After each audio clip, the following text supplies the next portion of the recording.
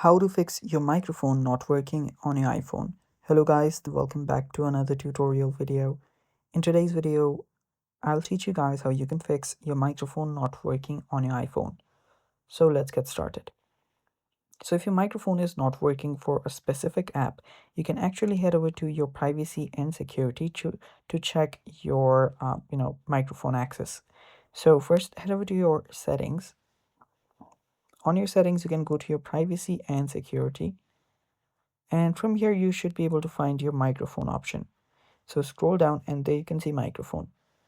Now from here, you can simply choose which app you were using. So let's say that your Teams was not able to use your microphone. So you can simply turn that on and that should enable Teams to use your microphone. So if that's the case, it's a really easy fix. If not, you might want to restart your iPhone and check if it's working or not. If not, you might want to check for physical obstructions like dirt or a case blocking the microphone. So you can remove any cases or screen protectors that might be interfering with the microphone. You can also clean your microphone gently with a soft brush or anything. So you can clear that out and check if it's working or not. If not, you might have to get it checked. You can go to your Apple support and get it repaired. And that's it for today's video. Thanks for watching. Stay tuned for more and bye bye.